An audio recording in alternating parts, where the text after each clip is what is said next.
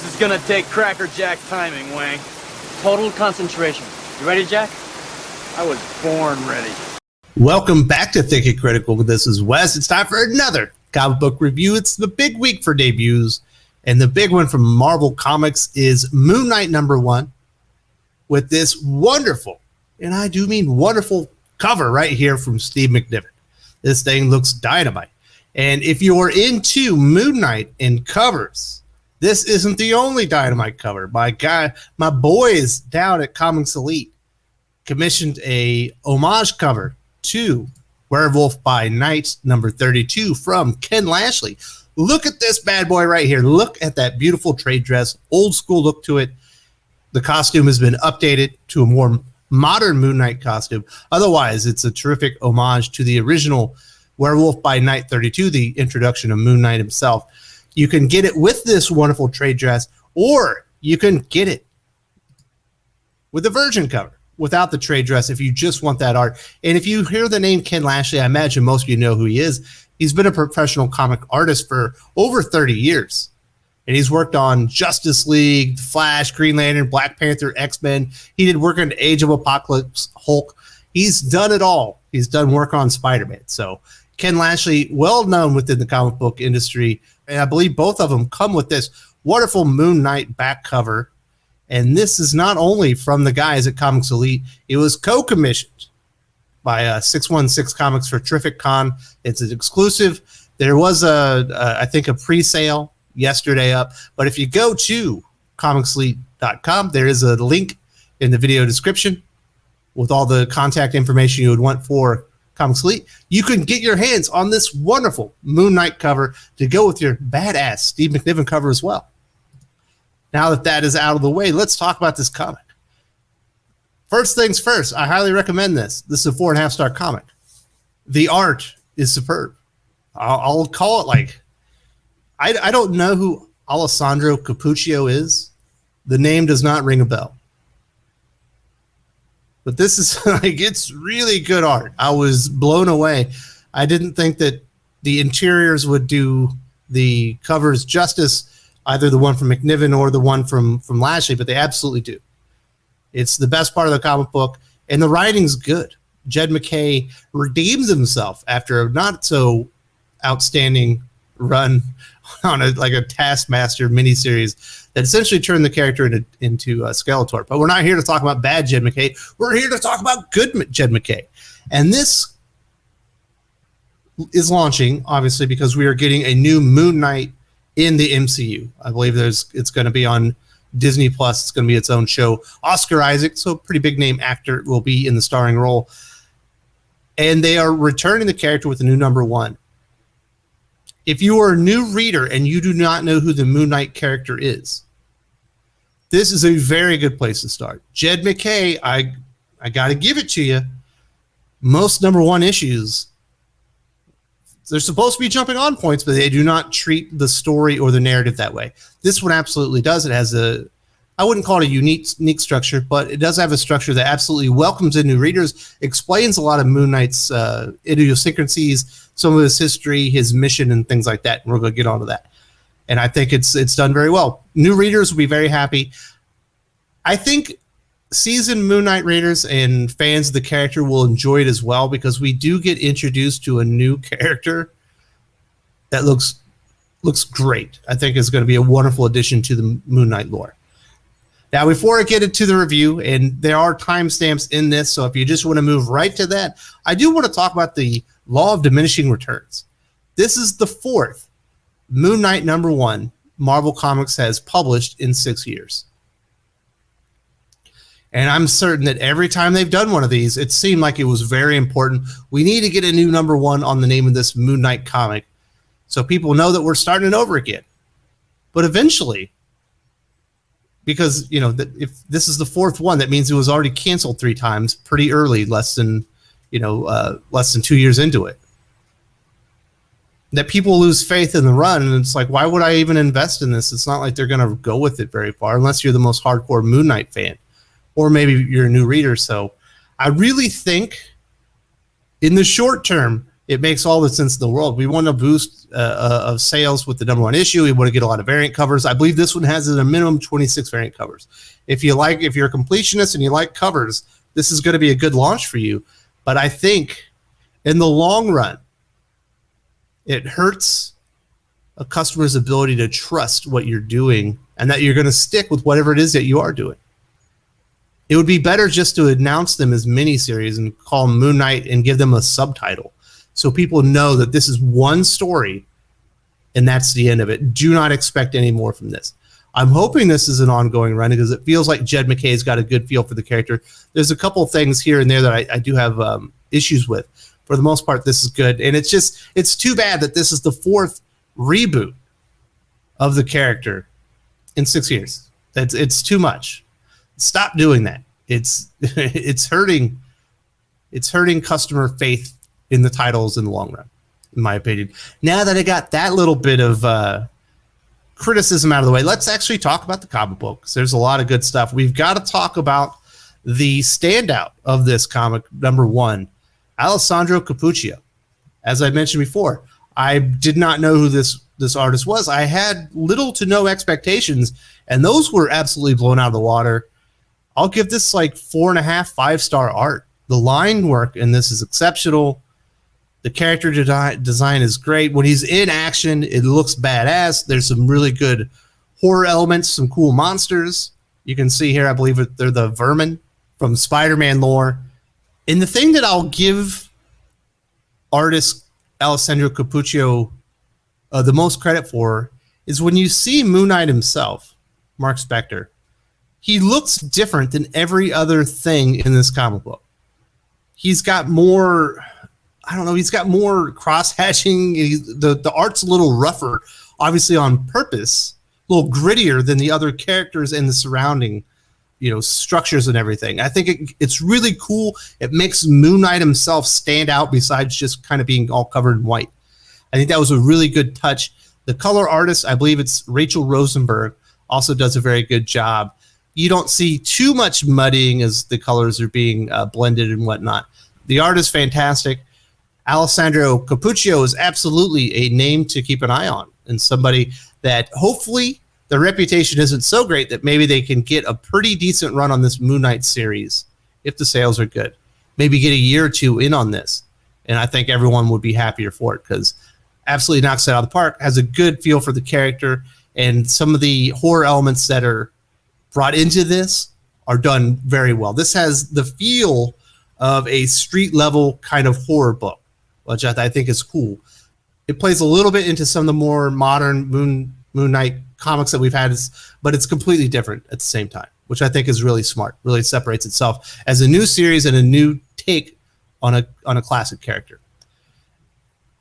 Jed MacKay uses a pretty familiar structure on how to introduce this character to new people, kind of explain to people the basics in and outs of Mark Spector Moon Knight. And it's essentially through therapy sessions.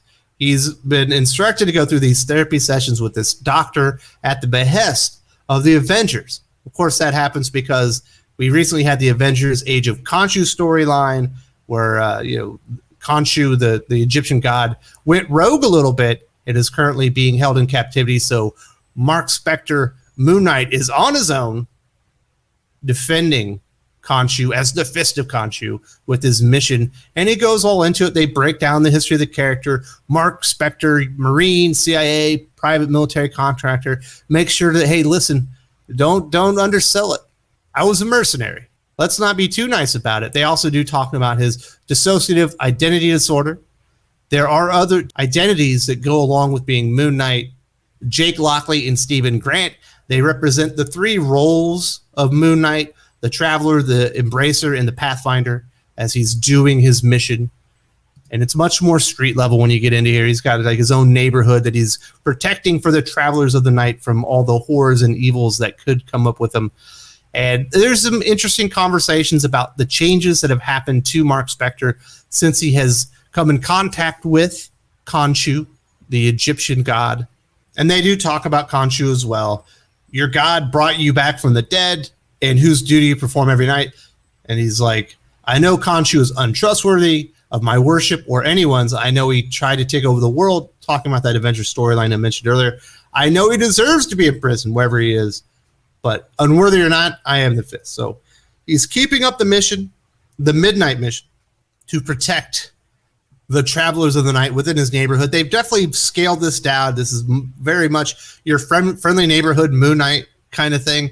The only thing that I will take issue with is that Moon Knight, Mark Spector here, is very introspective. He's very clear thought. He's very matter of fact when speaking. Not exactly the tone of Moon Knight in prior iterations, where he was a bit more, I don't want to use the word schizophrenic because obviously he does have some dissociative identity disorder, but certainly very anxious and not so under control. I wonder if this is the new status quo because Khonshu themselves is actually in prison. Maybe there's received some type of peace of mind. I'm not really sure, but there's clearly a difference in the speech patterns and the way that Mark Spector talks here and engages and talks about his mission. That's much more clear-headed in my mind than we've seen before. Now let's talk about the big thing that I think old school readers are going to love. It's the introduction of a new big bad, and his name is Badder. It makes a lot of sense. We're introduced about halfway through the issue. Moon Knight learns that there's something going down. He goes to investigate. 8 Ball is breaking into a local clinic or something, and it turns out the new doctor of the clinic already has things under control. And they have a little bit of a back and forth, and it's a little odd. He's like, hey, I've been waiting to meet you. Yeah, I'm surprised we haven't met. And it turns out that this doctor, Dr. Badder, is also a servant of Khonshu. And he's kind of talking back to Moon Knight. And he says, what are you, moon wizard werewolf? You don't look like a mummy. Whichever of Khonshu's cronies you are, don't forget who you're talking to. I'm the Fist of Khonshu, high priest of the moon god. I outrank you.